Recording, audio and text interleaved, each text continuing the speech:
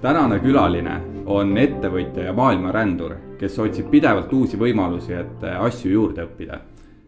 Ta oli tunnustatud IT-tehnoloog, kuid südames tundis alati, et tahab vabadust midagi ise teha ja oma ettevõtet luua. Tänaseks on ta edukas mitmes erinevas tegemises ja koostöös ensüümidega võtnud suuna inimeste tervise edendamises. Ta on õppinud Holistika Instituudis, Eesti Neurolingvistilise Programmeerimise Instituudis ja nendele lisaks veel astroloogiat. Ta on ettevõtja ja terviseentusiast Marius Vahter. Tere tulemast saatesse. Tere Kaspar, aitäh kutsumast. Ja, räägi, sa oled nagu nii mitmel rindel nagu tegutsenud, et mis sul üldse andis nagu tõuke hakata ettevõtjaks? Ma olen mitmel rindel jah tegutsenud, aga tõuke andis ikkagi soov ise otsustada oma aja üle, et mitte käia tööl 8-5, mitte et mulle ei meeldi tööl käia, meeldib küll, aga just see tunne, et ma saan ise otsustada, kas ma täna hommikul lähen tööle või ei lähe ja kui ma ei lähe, siis ma ise vastutan selle eest, et siis ma nii-öelda jätan selle raha siis teenimata, aga see päev on minu oma ja minu vaba päev, et ma teen sellega, mis ma tahan, et see tung nagu oli minus nagu hästi-hästi tugev. Aga kas kõigil on põhimõtteliselt nagu eelis seda nagu teha või kes üldse nagu võib ettevõtjaks saada? No, ma arvan, et väga paljud inimesed tegelikult mõtlevad ka, et tahavad ise otsustada, aga no vot, ma arvan, et seal ei ole nagu sellist asja, et kes võiks ettevõtteks saada või kes ei või, et ma arvan, et seal ikkagi tekibki see pool, et kui väga sa tahad, kui väga sul on tegelikult vaja, üks on nagu muidugi, seal on 2 erinevat asja, ma arvan, et üks on see peaga tahtmine, et ma tahan, eks ju, et siis oleks nagu tore, aga tegelikult on ka niisugune, millest mina hästi palju lähtun, on niisugune sisetunne või südametunne või tunnetus, et tõesti, et mu keha nagu tahab, et ma tunnen, et kui ma nii saan, siis ma olen õnnelik. Et pigem nagu, kui selline tunne on olemas, ma arvan, siis ei ole piire, et ma arvan, et inimene on võimeline absoluutselt kõike saavutama, kõike, kui ta seda väga tahab. Ta päriselt tahab, aga siin päriselt ja nii-öelda siis mõistusega tahtmisel on väga suur vahe, et mõistusega me võime tahta siin igasuguseid asju, nagu võib-olla jonniv laps, eks ju. Aga see, mis nagu paneb sind hästi tundma, neid asju ei ole tegelikult liiga palju ja nende saavutamine kindlasti on absoluutselt igale ühele jõukohane, et see lihtsalt ongi see tugev soov. Ma mäletan ise seda, kui ma mõtlesin, et mul ettevõte võiks kasvada mingil hetkel nii suureks, et ma saan reisida pikalt kuskil maailmas, ilma et ma peaks meile vaatama või tegema mingi pangaülekandeid, ega see ettevõte ise töötaks. Ja ma mõtlesin ja ma mäletan seda tunnet, mis mu kehast nagu tekkis, niisugune vabaduse tunne, mõtlesin, vau, et see oleks nagu nii mõnus ja ma tundsin seda nagu päriselt oma kehas. Ja mis mingi aja pärast see saigi teoks, et ma arvan, et sellest tundes nagu on hästi tugev nagu selline potentsiaal, selle oskus muidugi ära tunda seda tunnet on muidugi omaette oskus, et võib-olla seda tuleb praktiseerida siis kuidagi. Aga jah, ja võib-olla ka siia veel mõelda juurde, et miks inimesed üldse ettevõtjaks hakkavad, üks põhjus on see, miks mina hakkasin vabadust saada, aga väga paljud tahavad üldse näiteks maailma muuta, mingit muutust tuua maailma, näiteks Eestis vennad Villigod, kes see Bolti? Villingud, jah. Bolti teevad, et just oli saade siin nendest, nende nagu motivaator on just see, et mitte ka pappi kõvasti teenida, aga just mingit muudatust maailmas sisse tuua, et see on hoopis teine drive, kui minul oli see, et ma tahaks vabadust, eks ju, et need eesmärke on erinevaid ja mõnel ongi see, et ma tahaks nagu saada mingi suure summa raha ja siis ma tunnen ennast nagu tõesti õnnelikuna või turvaliselt või siis ma saan hakata muud moodi enda mingid soove realiseerima või unistusi realiseerima, et erinevad põhjused. Nii et raha võib olla vabalt motivaatoriks? Ja ma usun küll, minul ei ole kunagi raha motivaatoriks olnud, see on pigem kaasnenud ja ma ei ole mingisugune rikas inimene, eks, et mul on nagu piisavalt, et ära elada, mul on nii-öelda passiivne sissetulek, et need investeeringud, mis ma olen teinud, siis panustades oma aega ja energiat on ettevõtte kasvuks läinud, eks. Ja täna on see nii-öelda siis seda investeeringut nii palju tehtud, et ma elan nagu vabalt ära. Aga mis sa arvad, kas see nagu ettevõtja olemine, kas see on nagu DNA-s ikkagi kinni või see sõltub lapsepõlvest või elutingimustest, mis sa oled elanud kunagi või see nagu ettevõtlusega kaasneb ka ju pidev probleemide lahendus ja pidev riskimine, jah, noh, ma usun, et siin ei ole sellist nagu ühest vastust kindlasti olemas, et kindlasti see mõjub kõikidest, kindlasti kõik need komponendid mõjutavad. Kui ma nüüd mõtlen oma lapsepõlve peale, siis minu ema ja isa ei ole, noh, nad on eluaeg olnud palgatöötajad küll. Pean ütlema, et neil seda ettevõtlussoont oli, sest kui Eesti taasiseseisvus, siis ega ju vähestel oli nagu raha niimoodi vabalt äraelamiseks või ja ka nii-öelda palgad, nemad on olnud siis teedeinsenerid ja need palgad ei olnud sugugi nagu suured, siis nemad nii-öelda siis, kui mõelda, kas see ettevõtlusgeen on mul vanematelt tulnud, siis tegelikult noh, seda neil oli, siis nad hakkasid kartulit kasvatama, kapsast kasvatama, maa oli meil käes, nagu nad mõlemad olid maalt nii-öelda pärit, lapsepõlv oli neil maal veedetud, eks ju, et siis me saime igast selliseid aed ja juurvilju seal kasvatada nii-öelda müügiks, et see nii-öelda ettevõtlus oli neil tõepoolest olemas, küll nad ei olnud kunagi sellised noh, klassikalise ettevõtja loojad. Aga kindlasti noh, ettevõtlus kui selline on ju tegelikult risk. Ma hakkan ettevõtjaks, ehk ma tegelikult tulen palgatöölt ära, kus ma tean, et mul igal esimesel või teisel või kolmandal kuupäeval tuleb palk, kindel palk, mulle öeldakse, mida ma tegema pean. Sa tuled sellelt kohalt ära ja võtad vastutuse, et sa nüüd hakkad ise endale raha teenima, et kui mõelda, mida inimesed kardavad sellel teel teha, ongi ju üks on see, et äkki ma ebaõnnestun. Siis kui ma ebaõnnestun, siis mind võib-olla mõistetakse hukka. Teine hirm võib olla ju see, et ma ei teeni üldse raha, kuidas mis oma korterite eest mingit üüri maksan või liisingut või autod või kuidas ma mingi kena naisterahva õhtusöögile viin ja talle õhtusöögi välja teen. Need hirme on hästi palju, aga ma arvan, et üks selline väärtus, mis ettevõtjal võiks olla, on see, et ta julgeb nagu läbi kukkuda. Ma võtan midagi ette ja selles läbikukkumises ei näe ta nagu negatiivset asja, et issand ma ei saanud hakkama, vaid seda, et positiivselt ma õppisin sealt midagi. Et see läbikukkumine on pigem positiivse noodiga ja siis on nagu lihtne midagi ette võtta. Noh, võtad ette, ei õnnestu, saan targemaks, okei, see valdkond mul ei sobi või mingite teadmiste taha jäid mingid asjad, ma saan kooli minna, ma saan nagu targemaks, eks ju, ja järgmises ettevõtluses või järgmises ettevõtmises ma olen juba targem ja oskan neid vigu vältida, et ma arvan, et mingi selline pool on kindlasti nagu oluline ettevõtjal nagu omada. Läbi kukkuda avalikult. Ja absoluutselt, ja mitte nagu häbi tunda selle pärast, et vaid pigem näidatagi või saada nii-öelda seda positiivset poolt, et ma õppisin midagi sellest.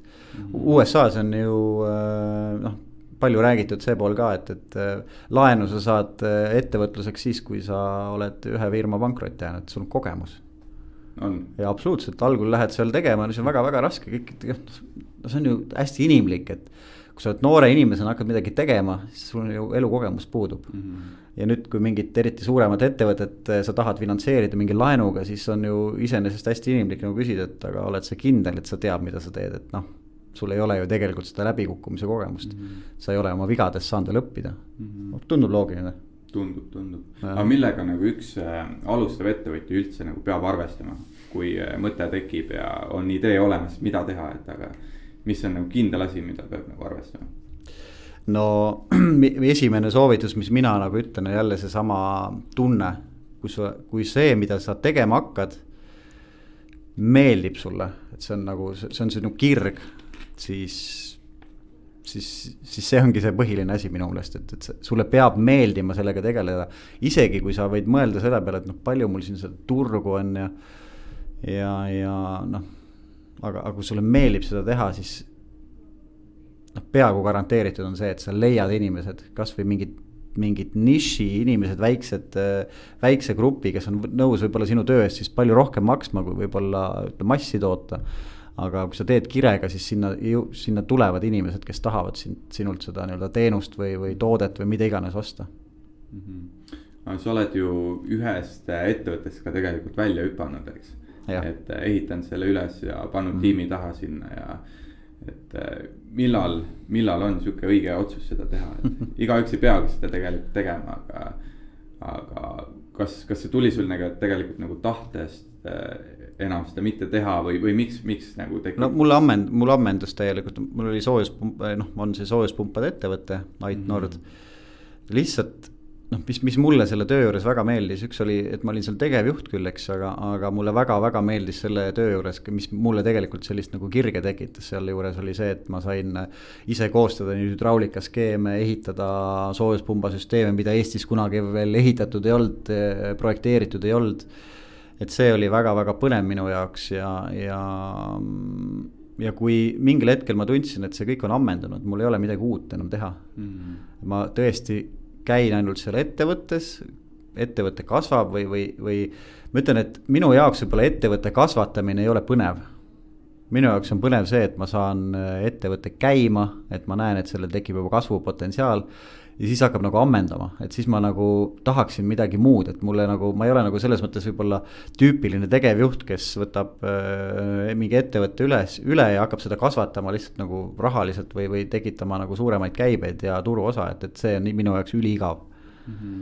Et mul peab olema seal nagu midagi muud, näiteks see soojuspumba ettevõttes oligi see midagi muud, et ma olin ka seal nii-öelda siis spetsialist, oma ettevõttes kõige kõvem soojuspumpade spetsialist, ma teadsin kogu detailideni soojuspumpa, kuidas see töötab, kuidas hüdraulikaskeeme teha, nõustasin soojuspumpade projekteerijaid, kuidas teha korrektseid hüdraulikaskeeme, ühesõnaga kõike seda poolt, et see oli minu kirg selles ettevõttes tegelikult, mitte tegevjuht olemine.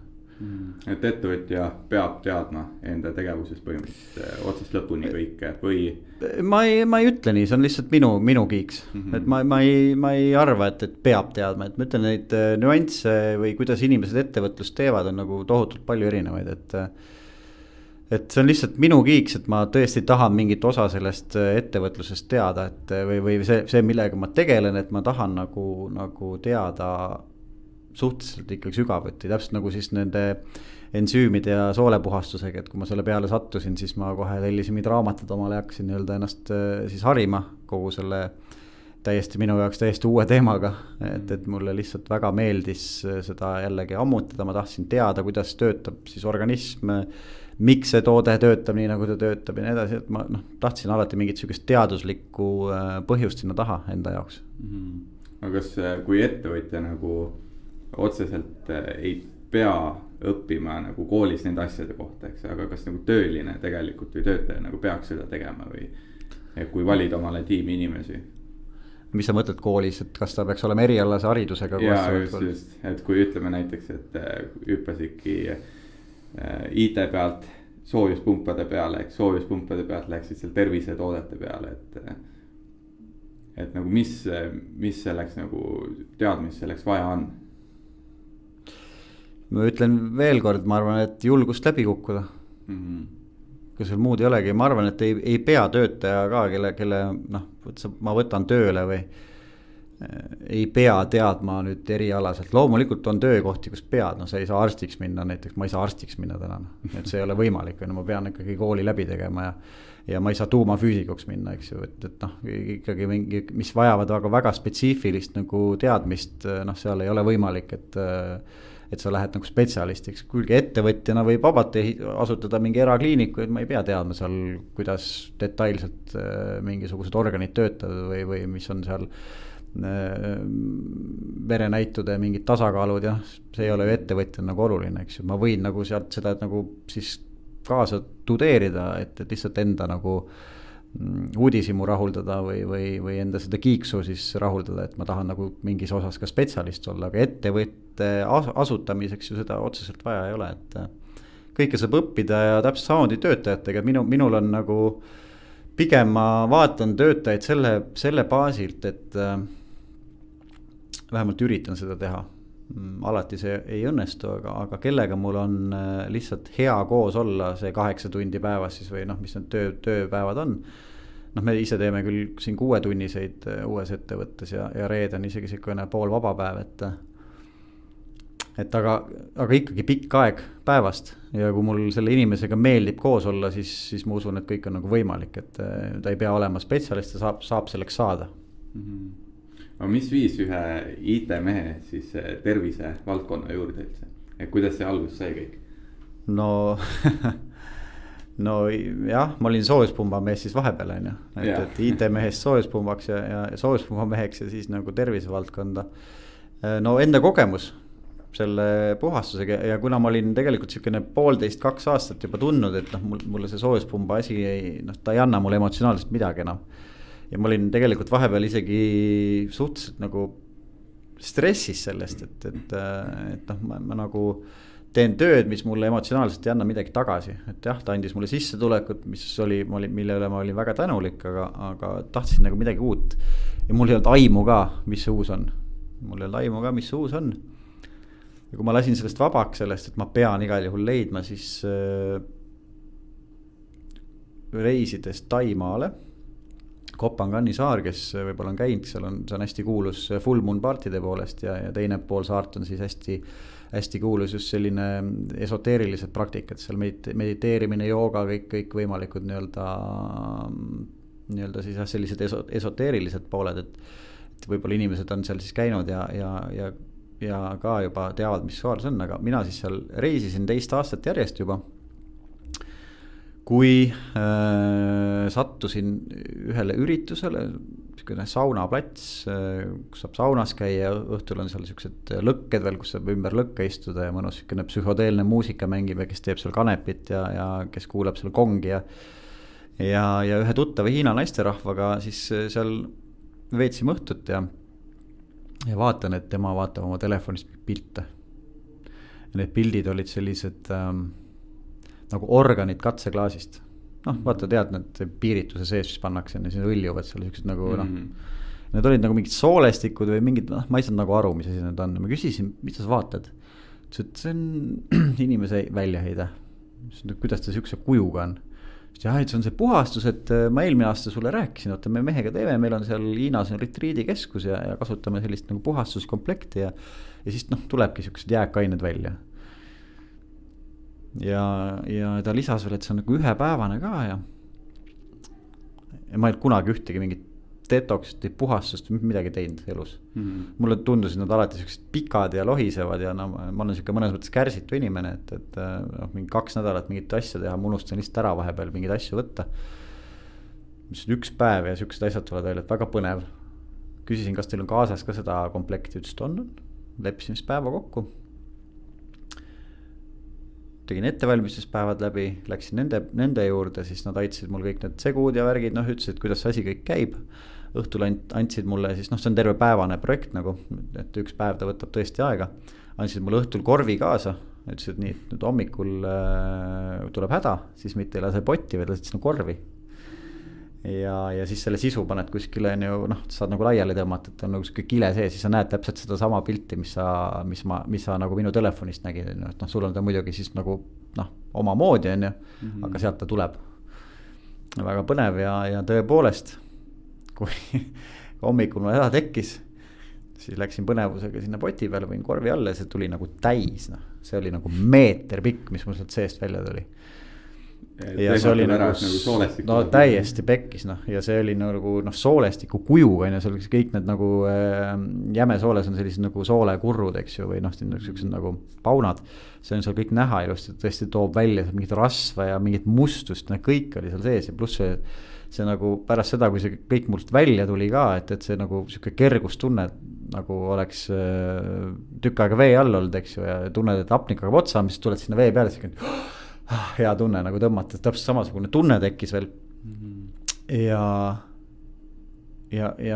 siis mitme päeva jooksul tuli seda väljutust ja see enesetunne või see efekt oligi mul selline, et ma nagu mõtlesin, et vau, et ma tahan oma sõpradega jagada seda. Aga ma nägin ka, et see on nagu mingi hullult võimas asi, et kurat, et ma ei tea, kas ikka sobib kõigile ja nii edasi, ja kas ma ikkagi otsustasin sellise Eestisse tuua, lihtsalt katsetada ja vaadata, et kuidas mu sõbrad nagu, et äkki mul oli see ainuke rumal, kelle see töötas või äkki mul oli mingisugune niisugune platseebo efekt, et ma olin seal Kopangani saarel, tegin joogat, kõik mingi laulmine, kakao, eks ju, et äkki see on kõik kuidagi selline nagu seotud. ja kuna ma olen ka skeptiline mõnes mõttes igast selliste uute asjadega, siis ma ostsin nende käest veel ühe selle paketi. kuna mul oli pikk reis, siis 6 aja pärast Balil olles ma tegin selle teist korda läbi. Ma tahtsin teada, et äkki mul tuleb uuesti seesama, et äkki see on sellest, mida ma sisse söön, vaata, et siis nagu lihtsalt niisugune skämm. Aga teist korda seda tehes, see ei olnud võrreldavgi, mis esimese korraga tuli, et see oli palju puhtam, palju vähem oli seda, ühesõnaga, siis ma olin kindel, et okei, see, mis esimest korda tuli, oli tõesti soolte seintest või kõik, mis sinna jäänud oli, eks ju, et see tuli nagu välja. Ja Eestis siin siis mitmekümne sõbra peal testides ja ka ema peal ja tuttavate peal nii-öelda sõprade peal seda testides nägin, et väga paljudel tekib nii-öelda samasugune efekt ja samasugune tunne ja ka kellel ei tekkinud, siis see mehaaniline puhastus igal juhul nagu töötas. Ja siis ma otsustasingi, et okei, et see toode on nagu ilmselt väärt proovimaks teha äri sellest ja ettevõtlust. Ja siis ma lendasin Taiwani tehasesse, seda toodetakse Taiwanis. Vaatasin selle tehasega üle, kuidas see seal kõik käib, et veendusin, et nad on nagu päris tootjad, päris tegijad ja nii see alguse saigi, jah. Aga kuidas see nagu turule toomise, kui see tuleb nagu Aasiast, et kas see, mingi sertifikaadid ülevaatamine, olid see kohe nagu veendunud, et see on nagu kõlbulik siia või mismoodi nagu see käis? Veendusin ma ikkagi ta on taimne toode, eks ju, täitsa, et ja seda fermenteeritakse, seal on pikaajaline tootmisprotsess 3 aasta jooksul, et sellest ka mõnevõrra kallim hind, et see on tõesti käsitöö ja pikem protsess. Aga see toomine siia oli mõnes mõttes võib-olla aeganõudev, et ma ikkagi registreerisin ta kõigepealt, eks ju. Selle toote, siis lasin selle toote Ravimiametile ära hinnata. Et kuna seal oli üks ravim taim sees, siis tahtsin ma seda kindlasti teha, et veenduda, et see ei oleks ravim, vaid on ikkagi toidulisand. Mõne siis telefonikõne ja meili ja ütleme siis selle Ravimiameti ametniku veenmist saime me siis nii-öelda loa seda müüa toidulisandina.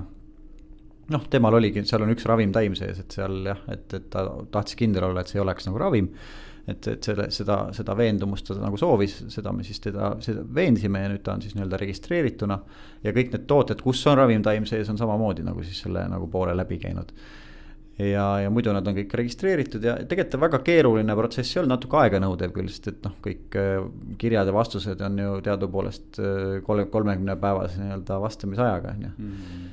Et sellised toimingud ma tegin kindlasti ära, sest ma nägin, kui palju see inimese tervist võib nagu mõjutada. Et küll paremuse poole, aga et ei oleks nagu mingisuguseid siukseid kohti, kus öeldakse, et kuulge, et aga see on kuidagi illegaalselt siin üldse on ju, et mis te nagu teete. Et jah, ja siis me tegime veel oma partneriga siis ka selle poole ära, et me testisime mitte Terviseametis, vaid Toiduameti laboris neid tooteid raskemetallide pestitsiitide vastu ka igaks juhuks, et näha, kas see jutt, mida tehases öeldakse ja räägitakse, vastab ikkagi tõele, et seal on et see on pestitsiitide ja raskemetallide vaba ja tõepoolest see kõik selgus, et nii ongi. Kas enamus soolepuhastus sellised tooted ei ole siis nende vabad? Seda ei oska nagu öelda, aga väga paljud, maailm on nagu väga saastunud ja ka Toiduameti laborant ütles mulle, et kindlasti midagi me siit leiame. Et neil on hästi täpne ja tõepoolest seal rauda oli raskemetallides sees. Et aga seda oli tunduvalt alla normi, aga tegelikult oli see väga puhas. See ütles ka tegelikult, et tegelikult kõik toiduained on täna saastunud juba, sest et maailm on selline nagu ta on. Sellepärast me tahtsimegi veenduda, et see on puhas, et ma ei ütle, et enamik nagu on, ma ei ole testinud, ma ei tea. Aga et see, mis meie pakume, on puhas toode, et sellepärast me seda testi siin eraldi tegimegi. Aga too hetk siis seda ei olnud siin üldse turul, eks? Ei, seda ei ole Lääne-Euroopa turul üldse enne seda, kui me siis Eestisse seda tõime ja tegelikult nüüd ta on... Isegi USAs või kuskil niimoodi ka? Ja USAs seda tuli täpselt samal ajal. no, okay. Sest see on Aasia toode, seda on sealt toodetud 43 aastat juba on see tehas vana, aga ma arvan, et kogu see protsess, noh Eestis on see bürokraatia veel isegi ma arvan, et lihtne. Aga Prantsusmaal, kuhu see toode nüüd ka on jõudnud või seda on lubatud, võttis see protsess 2,5 aastat aega enne, kui seal lubati nii-öelda siis need tooted turule. Nad tegid seal nagu ma ei tea, mis kõik testid ära. Et ühesõnaga väga-väga mõnes mõttes nagu võib-olla tarbija sõbralik, aga teises küljest ka ülima bürokraatlik, et nad tõesti ei uskunud, nii palju kui ma tean, ma ei olnud ise seal Prantsusmaa juures, eks ju, aga nad tegid nagu, ma ei tea, mis testi seal kõik ja maaletooja ise pidi kõik kinni maksma. Okay. aga nüüd on ta seal nii-öelda ka samamoodi sertifitseeritud või lubatud, et see on nagu tore uudis. Ja tänaseks on see apteekides ka müügil või? Ei, apteekidesse me ei ole läinud, sest et selle hinnaklass on selline, et kes seda nagu müüb või see apteekri peaks nagu väga hästi teadma, mis toode see on ja me ei ole meil sinnamaani jõudnud, et apteekreid niimoodi koolitada või tugevalt nagu siis selle tootega kurssi viia. Et me küll kasutame selle toote müümiseks enda kodulehte muidugi, aga ka lihtsalt terapeute, kes siis nii-öelda on näiteks mingid lümfiterapeudid või Hiina meditsiiniarstid või niimoodi nii-öelda seda kaudu turustame. Pluss mõnedes Eesti kettides on ta näiteks ka samamoodi saadaval. Aga milles see koosneb siis, et ainult ongi taimed? Või? See on ainult taimed. Ja ütleme, et see toimeaine siis tulebki taimedest, aga põhimõtteliselt kui nii-öelda suures plaanis rääkida, miks see toimib, miks see on ühepäevane ja miks ta toimib niimoodi, nagu ta toimib üliefektiivselt, on see, et seal on sees suur hulk seedeensüüme ja seal on sees suur hulk kiudaineid. Kiudaineid on sellised ained, mis inimese seedesüsteemis ei seedu, ehk et sellised ensüüme, mis kiudained lagundaksid, inimese organism ei tooda. Seeduvad on alles jämesooles, kui bakterid neid siis enda toiduks nagu tarbivad kiudained. Ehk need siis kutsutakse soolestiku harjadeks nii-öelda rahvakeeles, harjasteks, millega saab nagu siis harjateks soolestiku. Ja seedensüümid on siis sellised, mis organism ise toodab. Ja kui sa sööd midagi, siis erinevad seedensüümid vallanduvad ja hakkavad toitaineid siis nii-öelda lagundama. Aga neid seedensüüme, need on ainukesed ensüümid, mida saab ka juurde võtta. Et ensüüme on kehas erinevaid 5000 pluss 5000 kuni 10 000 teadlased tegelikult ei ole mingit sükest kindlat kogust siin kokku isegi leppinud. Ensüümid on kehas, mitte toidus? Ensüümid on igas elus organismis, on ta taim, on ta toit, kui ta on elus, kui ta ei ole kuumutatud üle 40 kraadi, ükskõik on ta inimene, loom, igal pool nii-öelda ensüümid eksisteerivad. Ja kuidas see siis toimib, on see, et need seedensüümide kogus siis hakkab alates siis tegelikult valla neelamisest kõike toidujääke uuesti seedima, pehmendama, eks see seedensüümide kogus nagu mitmekordistub siis. Kui sa võtad nii-öelda kõik need sisse, et seda ei pea nagu organism ise tootma, need on nagu eraldi sisse võetud, mis on siis taimset päritolu ja see pehmendab ja lagundab siis kõike seda, mis on soolestikku nagu jäänud ja kiudainet toovad selle nagu välja või seovad endaga ja toovad siis nagu soolestikust välja. Et selles mõttes on see geniaalne nagu lahendus, eriti lääne inimesel, kellel ei ole aega, ma ei tea, 2 või 3 nädalat siin mingit paastu pidada või pikemad süvitsi mingit puhastusi teha. Aga kas siis nagu ütleme toidus ja kehas olevatest ensüümidest otsast ei piisa, et niimoodi soolestikku ära puhastada või? Ja vot, see on teine nii-öelda jutt jah, et tegelikult organism on loodud ise puhastuma. Kui ta ise ei puhastuks, siis me sureks väga kiiresti ära. Meil on erinevad organid selleks, on ju neerud, soolestik, maks, kõik nii-öelda organid, mis tegelevad puhastamisega, erinevad rakufunktsioonid.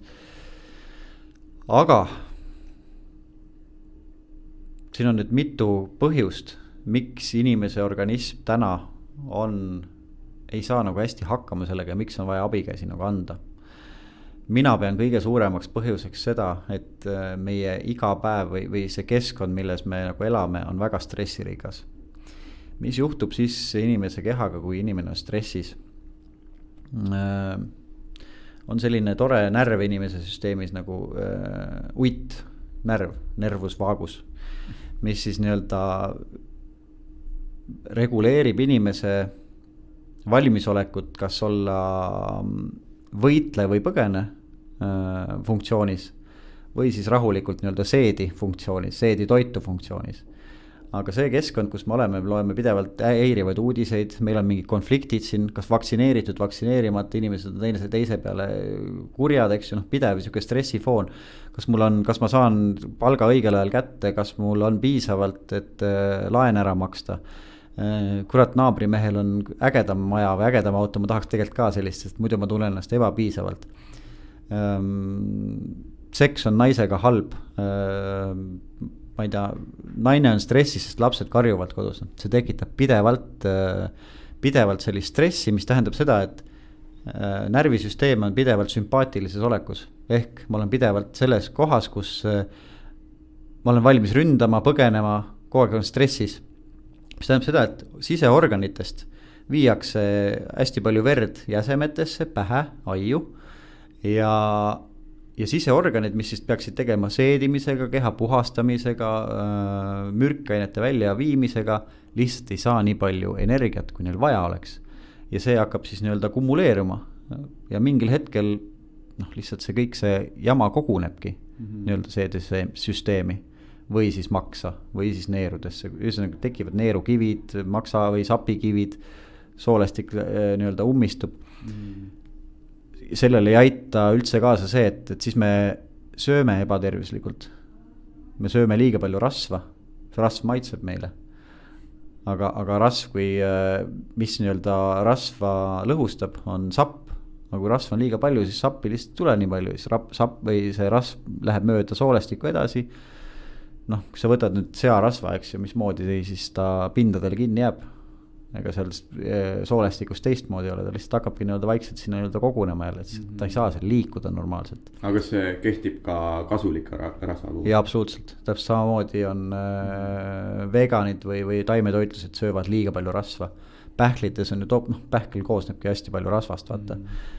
Avokaado väga lemmik inimestel, et see kõik on nagu rasva liik tarbitakse, see on nagu teine põhjus. See võib minu puhul kindlasti olla, sest ma söön küll kasuliku rasva nagu rafineerimata kookosrasva, eks, aga põhimõtteliselt või asemel. Ja see võib olla ilmselt liiga palju, et ma nagu kogustes tegelikult ma ei tea, et mis see okei on või kui palju nagu tohib seda teha, aga ma kardan küll, et ma ilmselt tarbin ka seda liiga palju just. Võib olla vabalt. No see on hästi tavaline, tavaliselt inimene ei kujuta ette palju on see piisava hulka rasva, et jah, seda saab tegelikult jälgida, sükene kihvt programm on loodud nagu TAP või tap.nutridata.ee, see on täitsa tasuta eestlaste poolt loodud, et sa saad seal oma toidupäevikut pidada ja siis analüüsida seda, mida sa söönud oled ja seal on hästi nagu välja toodud ka, et mis on, kas sa sööd siis piisavas nii-öelda vahekorras valku, rasva ja süsivesikuid, et seal ilusti tuleb kõik välja tegelikult, et hästi kihvt asi, et kui sa paned oma podcasti võib-olla pärast live, et siis pane sinna alla ka see tap.nutridata.ee, et väga soovitan seda kasutada, see on tõesti suur abimees. Ja kolmas, mitte kõige vähem tähtis või mitte vähem tähtsam on see, et meie keskkond on lihtsalt muutunud mürgisemaks. Täpselt nagu ütles mulle laborant, ütles, et me kindlasti leiame siit midagi. Sest et ei ole olemas enam sihukest toiduainet, mis on puhas raskemetallidest või pestitsiididest. Ehk meie keha peabki rohkem tööd tegema, et saada kõigest lahti ja ta lihtsalt jääb nõrgaks või selles mõttes ongi teda hea aega toetada. Sellepärast said sa vastuse? Jaa, ma arvan küll, et selles suhtes tuli pikk ja põhjalik isegi. Aga kuidas siis nagu need ensümaatilised nii-öelda detoxid või soolepuhastused siis erinevad teistest puhastustest? No ma ei tea, et oleks üldse teist ensümaatilist puhastust, võib-olla on, ma ei ole neile otsa sattunud, aga põhimõtteliselt ongi, et see, nagu ma siin rääkisingi, ma võib-olla tooks nagu välja võib-olla selle, mida siis tavaline inimene arvab, et detox on või mida nagu talle nagu müüakse selle pähe tihti peale, et näiteks mingi väga popp on see mahla detox. mahla detox ei tee mitte midagi muud, kui ta teeb soolestikut tühjaks lihtsalt, tavaliselt on see kõhu lahtisusega seotud. Et kui kõht läheb tühjaks või soolestik läheb tühjaks, inimene tõepoolest tunneb nagu sükest ka energia kasvu, aga tegelikult ta soole seintest ja sealt nii-öelda sükest jääkaineid välja ei too, mida siis nii-öelda see ensümaatiline või Zen-Cleanse'i oma nagu teeb. On muidugi teisi, üks puhastus on veel, mis on ka väga nagu põhjalik, aga see on jälle pikema perioodiga. Et kõik, mis on nagu kõhu lahtisti lihtsalt, ei ole päriselt detox, on lihtsalt kõhu lahtisti. Et sama hästi sa võid juua halvaks läinud piima, et ja öelda, et see on detox, et see ei ole. Ütleme siis nii, et teatud puhastuses või teatud puhastust läbi tehes saad sa veenduda, et see päriselt toimis. Sa saad vaadata füüsiliselt, mis sul välja tuleb.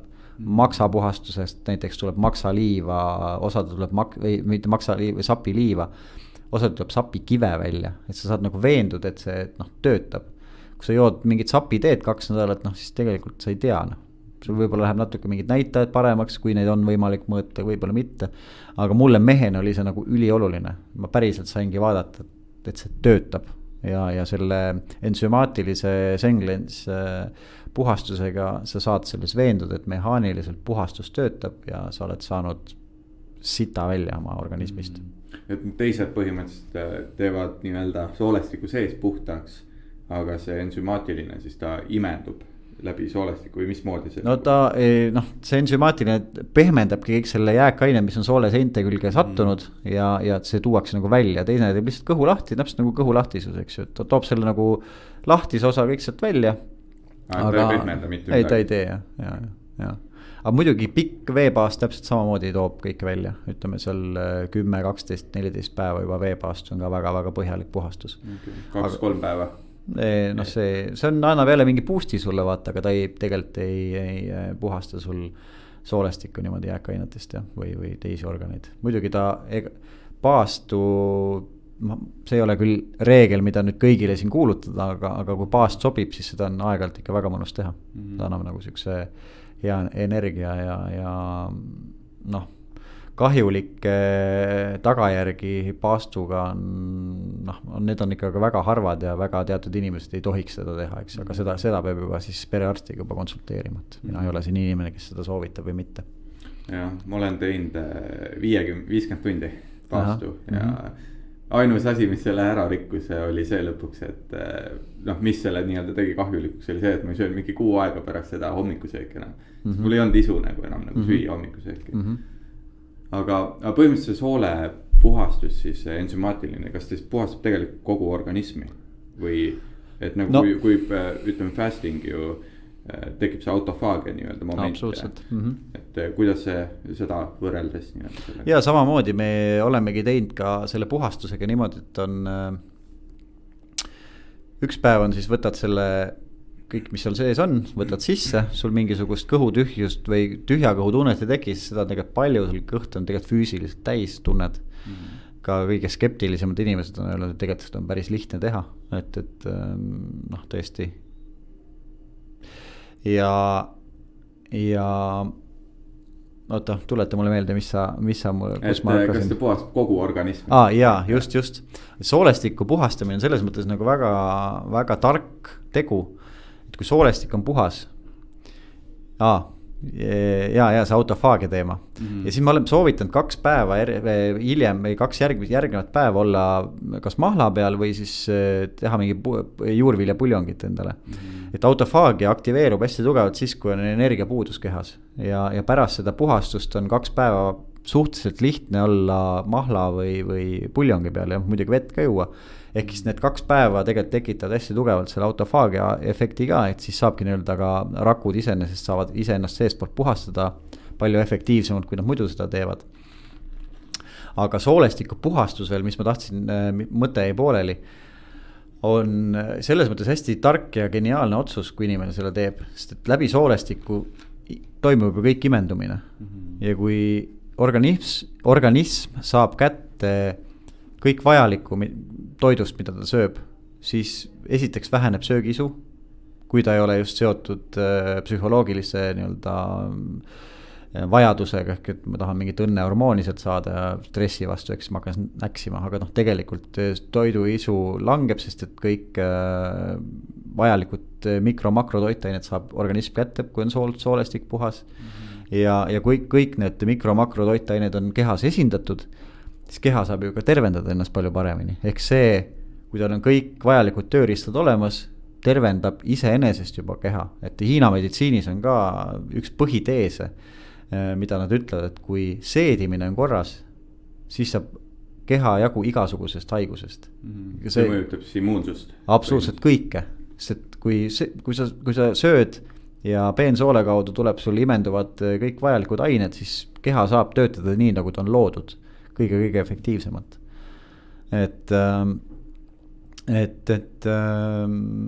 Jaa, selles mõttes on see hea tervis saab aluse heast või tervest soolestikust. Aga miks just nagu on siis soovitatud see nii-öelda mahladieet, toormahladieet siis peale seda puhastust, et see muudab nagu hellaks ka põhimõtteliselt soolestikku või? Kindlasti ta teeb hellemaks loomulikult, aga see mahladieet ongi soovitatud sellepärast ka, et tekiks see autofaagia 48 tunniks pärast, et ka kogu keha saaks veel nii-öelda boost'i ja kuna pärast puhastust on seda väga lihtne teha, see on see nagu hea võimalus ära kasutada kohe nii-öelda sellist nii-öelda kerget paastu veel sinna otsa nagu teha.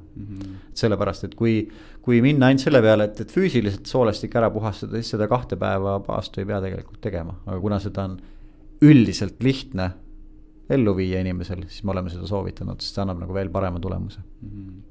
Aga millal nagu inimene teab, et tuleb teha nüüd see soolepuhastus ära, et tihtipeale võib-olla oodatakse, kuni on mingi tervishäda, et hakata siis tegema. Ja no tihtipeale tehaksegi jah, tihtipeale oodataksegi, aga tegelikult sükene preventatiivne või profülaktiline tervisest hoolitsemine on alati odavam, vähem aega nõudev, et noh, ütleme siis nii, et loomulikult kui on mingi sümptom juba, mingi nahahaigus, mis iganes haigus, siis puhas soolestik ei tee kunagi seda halvemaks. Nagu ma ütlesin, kui on puhas soolestik, siis keha saab omale rohkem paremini aineid, mis imenduvad ja ta saab paremini võidelda selle haigusega. Aga noh, ei ole sükest asja nagu millal, et mina arvan, et sellist nii-öelda tervislikku käitumist iga enda nagu tervisest vastutav inimene võiks teha aeg-ajalt. Ja kui tihti, võib-olla see järgmine küsimus, kui tihti, siis pigem nii, et kui pärast seda esimest puhastust hakkas parem, siis võiks teha võib-olla aasta pärast uuesti või poole aasta pärast. Kui vahet ei olnud, noh siis võib-olla 3, 4, 5 aastat vahel hoida, et siis nagu uuesti teha. Ehk et kui see puhastus teeb su enesetunde paremaks, siis järelikult oli sellest tolku. Kui ei teinud, noh siis vähemalt tuli sealt mehaaniliselt see kõik see värk välja, oota 5 aastat või 4 aastat, siis tee uuesti. Järelikult sa oled nagu hästi toitunud ja korras. Ma olen ühel inimesel ainult näinud, kellel tuleb välja põhimõtteliselt see, mida ta sisse sööb. Ja see oli üle 60-aastane mees, kes ongi eluaeg tegelikult teinud igast paaste, värke nii-öelda vahelduva eduga väga tervislikult elanud, et enamikul tuleb alati sealt mingisugust värki, mida ta ei kujutagi ette, et mis seal nagu olnud on.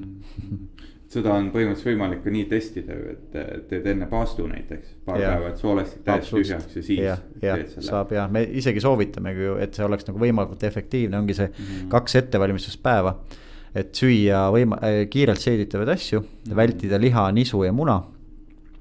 Et kõik see, mis siis 2 päeva enne sisse süüakse, et see saaks ka võimalikult siis nagu välja, et tõesti need ensüümid hakkaksid töötama just selle soolestiku katu peal, et sealt tuleb alati midagi. Ja, aga mis on suurim müüt, mida sa soolestiku puhastamisega oled kuulnud? Mis räägitakse? Müüt siis üleüldiselt või? Jah, üleüldine. No üleüldine müüt ongi see, et soolestik saab, et detoksi või need tavaliselt mingid tee-detoksid ja need, mis kõhtu lahtistavad, et need hoiavad soolestikku, teevad puhtaks, et need teevad tühjaks, et see, need ei tee puhtaks. Nad teevad soolestikku tühjaks, et seal on 2 täiesti erinevat asja. Ega ma ei teagi, mis see suurem müüt veel võib olla. Jah, et võib-olla see müüt ka, et noh, sellest ei ole tolku, et meil ju keha puhastab iseennast, et olles nüüd 3 aastat kokku puutunud sellega ja näinud, mis inimestelt välja tuleb, võin ma kinnitada, et see ei ole nii, et keha ei saa sellest ise jagu. Siin ilmselt lääne meditsiini arstid siis vaidlevad vastu, aga Hiina meditsiini arstid on ilmselgelt meie poolel. Et no ma muidugi üldistasin praegu jällegi, et ma ei taha siin liiga teha kellelegi. aga kas on võitlus siis põhimõtteliselt Hiina meditsiini ja lääne meditsiini vahel või? No paraku on võitlus jah, et tegelikult on kurb näha seda võitlust, tegelikult võiks olla koostöö rohkem, aga noh, samas jälle ei saa nagu öelda, et see ei ole paremaks läinud, et minu siis partner Rene Pürkland, ma tean, teeb siin koolitusi, tellitakse teda näiteks haiglatesse koolitama ja võib-olla kui ma räägin natuke seda poolt, kuidas mina näen, et see koostöö võiks olla, siis Hiina meditsiin tegelikult õpetab inimest tervelt elama. Lääne meditsiin võiks sekkuda siis, kui inimene ei ole tervelt elanud, et tal on kas loomulikult mingi trauma, siis Hiina meditsiin, mida ta oskab teha, lahtine luumurd on või mingi süda hakkab seisma jääma, eks, et siis on lääne meditsiin super vinge, aga tegelikult Hiina meditsiini järgi võiks siis enamik inimesi elada tervelt hästi pikalt ja siis tulla lääne meditsiin appi, kui on tõesti hädaolukorrad. Et aga muidugi me võime siin spekuleerida, miks see nii ei ole, ilmselgelt on siin vahel kapitalism ja raha. Et ilmselgelt huvigrupid ju, kes toodavad mingit ravimit või see on ju nende äri, tahavad ju seda ka müüa, et kui sa mõtled nüüd ettevõtjana, et kui sa oled mingi äri püsti pannud, siis sa ju tahad, et see toodet nagu müüakse. Isegi kui eetiline on ju mõelda, et tegelikult oleks tore, kui seda toodet enam ei müüda, sest inimesed on terved, aga see on sinu äri ja sinu sissetulek, et see on nagu täiesti inimlikul pinnal mõistetav, miks siis farmakoloogia nii-öelda kogu see ravimitööstus soovib, et järjest rohkem nende tooteid tarbitakse. Üliloogiline kapitalistlikus ühiskonnas. Ja ei see kogu see nagu see seedesüsteemi asi, et see on nagu väga põnev ja no ma usun jah, selles suhtes kogu see toitumine ja kõik nagu mõjutab ju igapäevast heaolu ja kõike. Aga palun ongi siin viimased mõned küsimused veel, et mis on viimasel 5 aastal, milline uus harjumus või käitumine on muutnud su elu? Jooga on muutnud mu elu kindlasti. Et jooga avastamine minu jaoks või arusaamine sellest, miks joogat tehakse, muutis mu elu hästi tugevalt. Aga miks seda tehakse? teeme vol 2 või? Jooga on, ütleme nii, et ma olen aru saanud, et enamik inimesi arvab, et jooga on lihtsalt selline võimlemine. Nüüd ma muidugi lähen siin esoteerika valdkonda, aga jooga ei ole ainult võimlemine. Jooga on ka mõnes mõttes mediteerimine, mis rahustab su meelt. Teiseks on jooga kui selline sõna tähendab üheks saamist või ühisust, aga seda on mõeldud siis iidses Indias, kus jooga pärit on see, et me saame üheks universumi energiaga.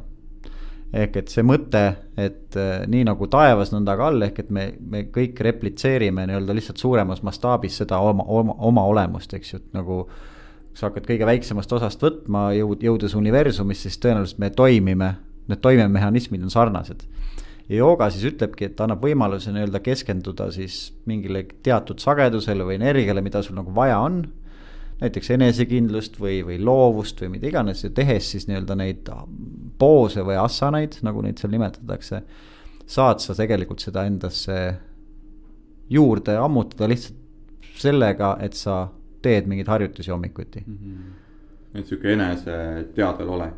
Teadvelolek, aga väga tugev tööriist, näiteks ma tahan enesekindlust juurde saada, ma võtan oma 2-3 joogaharjutust ja teen seda näiteks 3 nädalat. Ma tunnen lihtsalt ja mitte mina endi tunne, vaid kui ma saabun ruumi, siis inimesed vaatavad, panevad tähele mingi, kas see tuli, ilma et midagi isegi ütleks. Ja see töötab kõigi peal, kes vähegi nii-öelda usuvad sellesse on üks asi, aga kes nii-öelda praktiseerivad, tegelikult ei peagi uskuma, aga üldiselt kui me ei usu, siis me ikka ei praktiseeri. Või ma tahan olla loom, ma tahan, ma ei tea, ma tean, et mul on mingisugune suur asi vaja seal ära juhtida kuskil suure auditooriumis ja ma tahaks sükest nagu loovust või mis iganes, teen mingit kindlat harjutust jälle mingi aja jooksul ja see lihtsalt avaneb, sa tunned, kuidas sul hakkavad paremad ideed tulema. Ja pluss loomulikult see keha nii-öelda pool, et sul keha oleks terve ja energia voolaks ja ei jääks kuskilt haigeks, aitab see joogaharjutused nii või teisiti kaasa, aga seal on palju rohkem kui lihtsalt see võimlemine. Et see muutis minu suhtumist või arusaama joogasse ja see on mind väga palju aidanud viimase 5 aasta jooksul. Et toon sükest enesekindlust ja... Enesekindlust kindlasti, aga just seda teadmist jah, et vau, et nii on ka võimalik ja tõepoolest ei ole me lihtsalt nagu eraldiseisvad objektid või eraldiseisvad objektid siin nagu inimestena, et meist ei sõltu midagi või me oleme siin täitsa nagu eraldi, vaid et me olemegi väga palju nagu nagu siin öeldakse, nagu ookean, eks me oleme lihtsalt laine, mis sealt vee pealt korraks üles tõuseb ja meile tundub, et me oleme siin nii-öelda mingid tüübid, kes eksisteerivad absoluutselt eraldi loodusest, aga tegelikult see nii ei ole. Ja selline nii-öelda teadmine, kui see on kehasse jõudnud, siis see on hästi suur muutus. Ja. Mis raamat on, mida sa korduvalt loed või oled kinkinud kõige rohkem? Ja miks? Mul on mitu raamatut. Kõige rohkem ilmselt ma olen kinkinud Tõelise mehe teed sõpradele. David Teida on see autor, oled sa kuulnud sellest raamatust, ei ole? No seal hästi palju räägib mehelikkusest ja naiselikkusest, mehelikkusest eriti, et seal on nagu see on väga huvitav raamat, luged alguses läbi, siis nii-öelda oled seal mingisugusel enesearengu teel või ütleme, enesearengu tee on nii või teisiti inimesel, kui ta elab, eks ju, ta õpib kogemustest. Teadvustad seda või mitte, eks? Ja siis vaatad võib-olla aasta pärast uuesti või 3 aasta pärast uuesti, loed seda raamatut uuesti, siis tekivad täiesti uued nii-öelda ahhaa-momendid, mingi okei, eelmine kord ma ei pannud tähelegi üldse, et ta seda räägib. Ehk et ta aitab nagu väga palju nagu lihtsamalt elada. Teine raamat, mida ma väga soovitan, kes tahaksid kogu see esoteeriline pool, mis tundub nagu inimestel mis asja, et seda teadus üldse ei kinnita, et see tegelikult ei ole nii. Väga palju on tehtud teaduslikke uuringuid selle kohta, kuidas meditatsioon mõjub, kuidas telepaatia mõjub, kuidas homöopaatia mõjub ja väga kihvt raamat, kes seletab selle teaduslikult lahti ja toob kõik teadusuuringud välja, on Väli, Lynn McTaggart, The Field inglise keeles, aga eesti keeles Väli. Ülipõnev raamat, ma arvan, et meestel eriti, kes tahavad vaadata sinna kvantfüüsikasse ja ülipõnev. See on kahjuks välja müüdud, et seda ei ole praegu raamatupoodis saadaval, aga ma arvan, et kes on huviline, saab leiab ikka kuskilt, saab laenata või. Audio, kas või audio, ja kindlasti, inglise keeles on kindlasti, kui mitte eesti keeles. Muidugi inglise keelt peaks siis nagu päris hästi valdama, see on niisugune spetsiifiline raamat ikkagi, mis räägib vahepeal niisugust küll populaarteaduslikku füüsikat, aga ikkagi nii-öelda sa pead ikkagi valdama inglise keelt hästi, et sellest kõigest aru saada. Ja 3. raamat, mis ma välja tooks, on Osho, on ka India filosoof ja väga nagu tuntud inimene siin eelmise sajandi, üks võib-olla rohkem mõjutanud inimesi või üldse selliseid nii-öelda joogisid või filosoof, eks ju, ja tema raamat Hirm on väga palju mind mõjutanud või aru saama pannud, et miks meil tekivad üldse mingisugused hirmud, nagu me siin alguses rääkisimegi, et hirm läbi kukkuda, hirm häbi tunda, et seal ta väga hästi räägib nagu sellise läbi filosoofilise lähenemise lahti, kust inimesel tulevad üldse hirmud ja kui sa sellest aru saad ja praktiseerid, siis need hirmud lähevad väga palju väiksemaks. Näiteks 5 aastat tagasi, kui ma oleks tulnud siia podcasti, ma oleks nagu ikka väga endast väljas, ma arvan, et ma oleksin pudistanud ja ühesõnaga võib-olla jätnud rääkimata kõik, mida ma oleks tahtnud rääkida, aga täna ma tunnen ennast vabalt väga palju tänu sellele ka, et ma olen seda hirmuraamatut lugenud ja pluss muidugi siis ka terapeutide juures terapeudina aidanud seda nii-öelda poolt siis minust nagu endas mõista, et sellest nagu parem veel lahti saada. Aga kui sa ühe lause võtaks kokku, mis hirm on, mis sinu arvates on või kuidas see tekib tegelikult? hirm tekib kas isiklikust kogemusest või siis ühesõnaga mineviku kogemusest projitseerides seda tulevikku. Ma kardan, et midagi juhtub, kui ma midagi teen või jätan tegemata, mida iganes. Ehk ma lähen oma mõistusega tulevikku ja projitseerin endale siis võimaliku mingisuguse tagajärje sealt oma tegevusest. Ehk et ma ei ole kohal, ma olen juba tulevikus, ma mõtlen, et mul läheb nii. Ja kui mul nii läheb, siis ma juba mõtlen, siis mis teised mõtlevad. Ehk et see on pidev tulevikus olemine ja etteplaneerimine ja kontrolli omamine või sa tahad nagu kontrolli all hoida kõike ja siis tihti peale, mis inimesed teevad, nad loobuvad sellest, hoiavad eemale või siis proovivad sättida välist keskkonda nii, et see nii-öelda võimalik stsenaarium kuidagi teoks ei saaks, eks sealt need hirmud kõik tekivadki. Ja siis sa toidad seda. Absoluutselt ja teadvustamata, et sa tegelikult mõtled mingi stsenaariumi peale, mis tegelikult ei ole juhtunud, aga kuna sul on minevikus mingi kogemus olnud, siis alateadvus hakkab sulle seda ketrama, kuule, sul ühe korra läks nii. Oled sa kindel, et sa tahad seda teha või? Äkki sa peaksid nüüd mingid siuksed asjad ära muutma, vaata, et see nagu kõige vähem on see nagu kohalolu, millest kõik räägitakse, et ole siin ja praegu, on ju. Hirm ei ole siin ja praegu olekus nagu, teda ei saa eksisteerida. Aga kui sa võtad need kogemused, mis sul on olnud ja paned need tulevikku, siis tekib hirm. Ehk projitseerid oma selle tulevikku. Ja, et enne kui lõpetame, siis ütle, kus inimesed saavad osta neid maksa soolepuhastusi. No seda saavad nad osta meie kodulehelt näiteks www.zencleans.ee Z-iga algab, Z-iga lõpeb, Zencleans on ta tegelikult õigem hääldus. Aga eestlastele meeldib Zencleans öelda nende kohta, et jumala eest. Siis saavad nad osta meie edasimüüjate käest, kes on meil ka kodulehel olemas, välja pandud. Ja ega ei olegi, võib-olla on teil ka mõni tuttav terapeut, kes meid edasi müüb, et hoidke silmad ja kõrvad lahti ja ma usun, et täitsa arvestatav hulk inimesi on juba kuulnud sellest ja seda läbi teinud, nii et saate ka küsida kogemusi inimeste käest, et jah. Ja kus sind sotsiaalmeedias saab leida? Marius Vahter Facebookis, mujal ma ei eksisteeri, mujal sotsiaalmeedias. Kui siin mäletatakse ühe asjaga seoses, siis mis see oleks ja miks? Kui mind mäletataks? Ja, ühe asjaga seoses. Sa mõtled nii-öelda, et nagu mu elu mäletataks või? Jah. Okay. Ja, kui üks asi, et mis see oleks? Ma tahaks või tore oleks, kui minu eksistents või minu olek aitaks teistel inimestel näha elu positiivsemalt või positiivselt. Või siis näiteks minu mõtted, mida ma avaldan või minuga jutu ajamine tekitab kelleski mingisuguse ahaa momendi, mis aitab neil enda elu paremini elada. Ma arvan, et see oleks see. Väga hea. Aga jah, väga lahe tulid. Aitäh kutsumast.